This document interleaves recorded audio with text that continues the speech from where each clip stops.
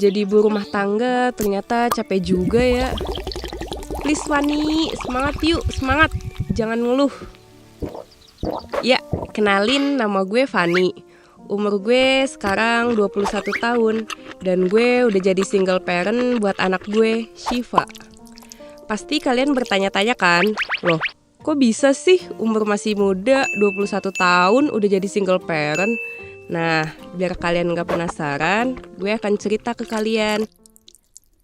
Jadi, waktu itu gue masih kelas 2 SMA di salah satu SMA swasta di Jakarta. Cie, kepo ya, kepo. Bisa dibilang gue tuh salah satu cewek yang dikenal di SMA. Ya teman seangkatan, ya adik kelas, ya kakak kelas. Semuanya kenal gue karena gue anak gaul and cool gitu. Tapi ada mitos yang bilang biasanya kalau cewek cakep sih pasti pada on gitu. Eits, tapi gini-gini gue pinter loh. Ya seenggaknya gue ranking 5 besar lah. Gue rasa saat itu adalah saat momen terbaik dalam hidup gue, dimana gue punya banyak temen, pulang sekolah terus jalan-jalan gak jelas. Duh, rasanya seru dah kalau diinget. Sebenarnya banyak cowok yang berusaha ngedeketin gue, dari adik kelas yang masih ngusan sampai kakak kelas yang so iye kayak junior. Ya, cuma gue orangnya agak picky gitu. Kalau salah pilih bisa nyesel dah gue. Dan akhirnya gue serahkan hati gue ke Kak Erik. Dia anak kelas 3 yang bikin gue jatuh hati. Dia tuh cool banget. Terus dia jago main basket. Dan hal yang gue suka dari dia tuh gak banyak cincong gitu loh. Selama gue pacaran sama Kak Erik, banyak banget cewek-cewek yang julitin gue. Semuanya gak setuju kita pacaran. Gue juga gak paham kenapa bisa kayak gini. Bahkan temen deket gue si Nanda bilang gini ke gue, Van, mending gak usah pacaran sama Kak Erik. Dia kan Stop atur hidup gue. Stop ceramahin gue. Stop ikut campur urusan gue sama cowok gue. Karena gue kesel, gue curhatin semua unek-unek gue ke Kak Erik. Gue ceritain ke dia kalau hubungan kita banyak yang gak suka. Dia cuma dengerin gue ngeluh sambil ketawa-tawa. Gak terasa kita udah 3 bulan pacaran. Ya namanya masih anak SMA, dikit-dikit kalau pacaran ya ada cemburu-cemburunya gitu dah. Nah, gak tahu kenapa gue baru sadar kalau Kak Erik itu deket sama anak kelas 1. Pas gue tanyain kenapa bisa care banget sama tuh anak, Kak Erik pasti marahin gue. Kamu tuh gak usah jealous, dia itu cuma aku anggap sebagai temen doang, paham gak? Asli, gue shock pas dia marah-marah ke gue. Padahal gue cuma denger penjelasannya. Setelah itu kita sempat lost contact selama seminggu. Gue rasa emang bener deh kata anak-anak kalau Kak Erik itu bukan cowok yang baik buat gue. Hari itu guru lagi ngadain rapat, jadi anak-anak bisa pulang lebih cepet. Pas gue baru aja keluar dari kelas, ternyata Kak Erik udah nunggu di depan pintu. Fani! Dia teriak manggil gue, tapi gue tetap cuek dan jalan gitu aja ninggalin dia.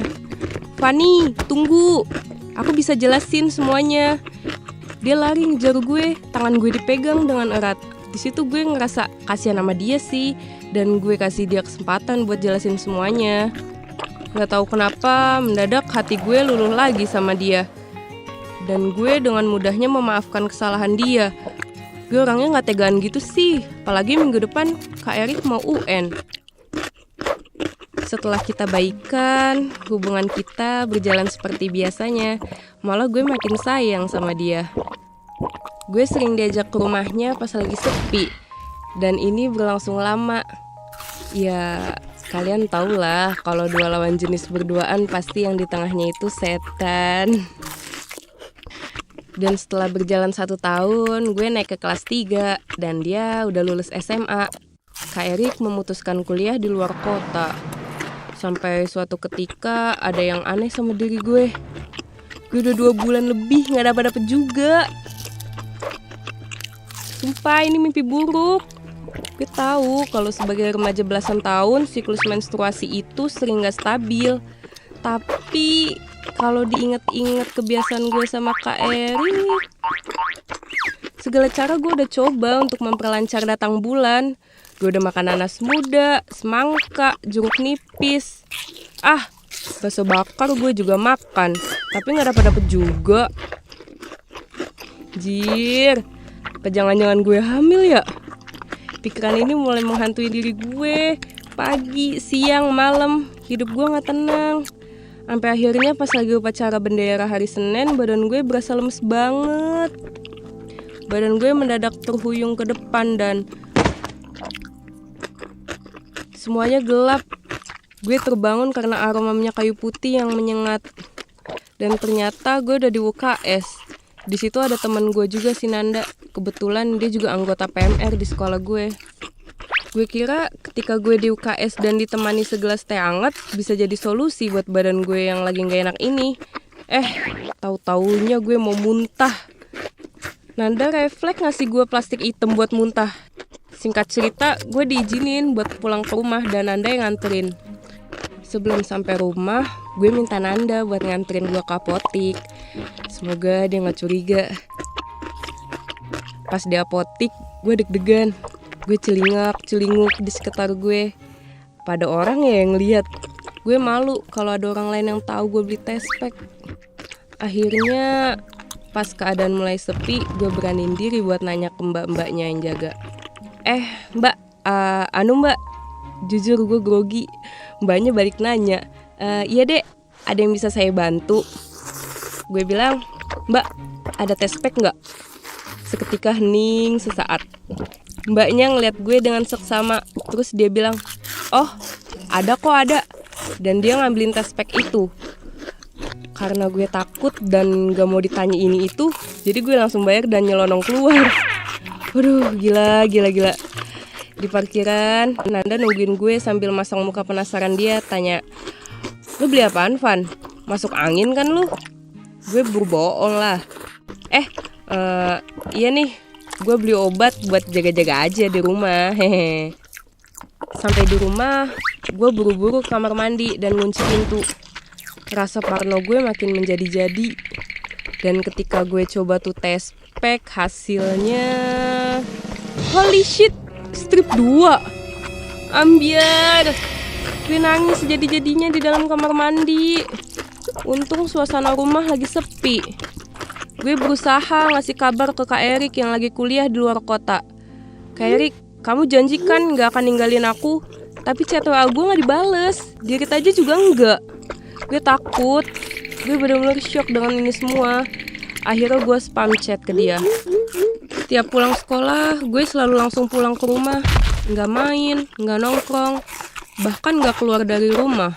Gue yang awalnya suka pakai kaos mini-mini di rumah, mendadak gue ganti sama kaos oblong yang gede. Pas ditanya mama, Fani, kok tumben kamu pakai kaos kedodoran gitu? Gue cuma bisa ngeles. Gerah mah, cuacanya panas banget. Dan mama berlalu gitu aja. Tapi gue yakin hal ini gak akan bertahan lama. Pelan-pelan, siap gak siap, bokap nyokap pasti bakal tahu. Gue mulai minder ke sekolahan. Gue ngerasa ada perubahan yang signifikan di tubuh gue. Badan gue makin terlihat menggemuk, payudara juga bertambah membesar. Semua anak-anak mulai bicarain gue yang enggak. Saat makan malam tiba, dengan penuh rasa takut, akhirnya gue berusaha ceritain ini semua di depan bokap nyokap. Belum selesai ngomong, bokap udah marah. Dia emosi sampai gebrak meja. Nafasnya tersengal, matanya memerah menahan isak tangis. Nyokap geleng-geleng, gue ngerasain kekecewaan mereka. Malam itu juga, bokap nyuruh gue hubungin Kak Erik. Tapi, lagi-lagi dia gak bisa dihubungin. Akhirnya mau gak mau bokap nelpon orang tua Kak Erik. Gue gak tahu apa yang mereka omongin di telepon. Tapi gue dengar sesekali bokap naikin nada bicaranya. Seminggu kemudian, gue sama keluarga datang ke rumah Kak Erik. Di sana ada dia dan kedua orang tuanya. Dari pertemuan singkat ini, akhirnya kedua keluarga sepakat untuk menikahkan kita berdua. Gue berhenti sekolah karena kandungan janin gue udah tua. Dan Kak Erik juga memutuskan berhenti dari kuliahnya untuk fokus mencari kerja. Tapi setelah menikah bukan berarti semua masalah terselesaikan. Gue tahu ini berat, tapi kabar ini menyebar ke seluruh sekolahan. Nama gue ada di setiap pembicaraan mereka. Fanny si super cantik hamil di luar nikah. Semenjak kita menikah dan dikaruniai momongan, Kak Erik bekerja sebagai kru store di salah satu toko sepatu di sebuah mall. Mungkin uangnya emang gak seberapa, tapi seenggaknya dia udah mau bertanggung jawab. Setahun setelah menikah, hubungan kita mulai merenggang. Kak Erik ternyata selingkuh dengan rekan kerjanya satu toko, dan kita akhirnya bercerai. Mungkin dia sudah menemukan kebahagiaan barunya. Gue jadi janda di umur 19 tahun. Sekarang anak gue umurnya udah 4 tahun di saat gue baru 21 tahun. Dan meskipun sekarang kita udah berpisah, Kak Erik tetaplah sosok ayah yang bertanggung jawab. Sesekali dia kesini untuk bermain seharian dan menemani putri kecilku, Shiva. Gue berharap kalian gak bernasib sama kayak gue. Pesan gue please banget, jaga pergaulan.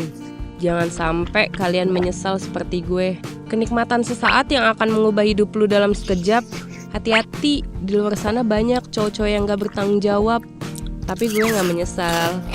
Mungkin ini rencana Tuhan buat gue menjadi lebih baik dengan dikirimnya malaikat kecilku.